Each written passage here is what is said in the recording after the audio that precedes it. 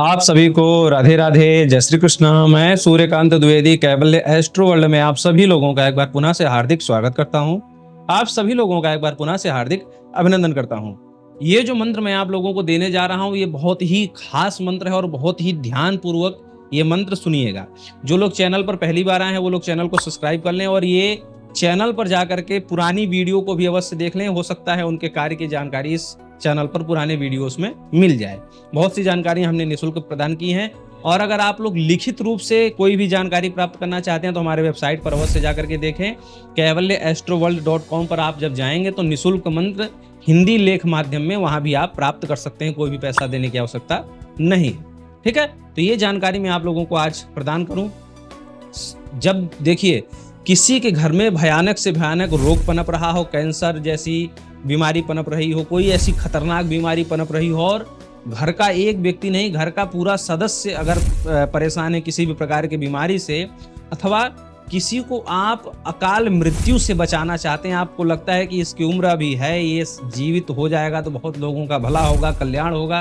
किसी को भी अकाल मृत्यु से अगर आप बचाना चाहते हैं, इमरजेंसी में कोई आईसीयू में भर्ती हो, हम ये नहीं कहेंगे कि आप भगवान बन जाएंगे या फिर विधि के विधान को आप टाल देंगे, लेकिन अगर आप दवा करवा रहे हैं और दुआ का एक सही तरीका, दवा और दुआ दोनों करना चाहिए, हर कोई व्यक्ति ये कहता है, तो दवा तो आप करवा ही रहे हैं। अगर कोई बीमार है, हॉस्पिटल से दवाइयाँ चल रही हैं, हर कुछ चल रहा है, कोई अगर मृत्यु के निकट पहुंच गया है, आईसीयू में भर्ती हो गया है, तो देखिए दवा तो आप करवा ही रहे हैं। हॉस्पिटल में तो ऑलरेडी है, डॉक्टर लोग जांच कर रहे होंगे, दवाई दे रहे होंगे, हर प्रकार से सुविधा दे रहे होंगे, लेकिन दवा के साथ दुआ करने का एक सही तरीका अगर आप लोग सीखना चाहते हैं तो ये वीडियो आपके लिए है। एक मंत्र मैं आपको बताने जा रहा हूं, मंत्र ये आपके सामने।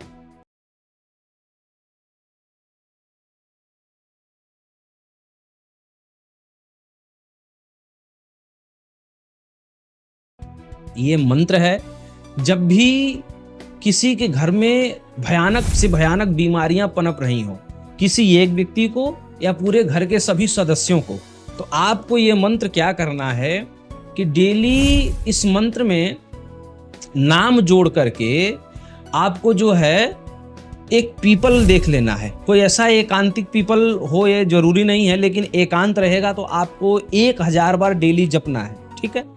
1000 बार डेली जपना है मंत्र में नाम जोड़ करके। अब वो 1000 जपने में कोई खंडित ना हो, कोई पूछे नहीं, इसलिए कोशिश करिएगा एक एकांत का पीपल वृक्ष हो और वहां पर आपको शुद्ध चित्त होकर के स्नान आदि करके जाइए। चाहे रात में जाइए, चाहे दिन में जाइए, चाहे सुबह जाइए, चाहे जैसे भी जाइए, मतलब आपका 1000 बार पूरा हो ये मंत्र।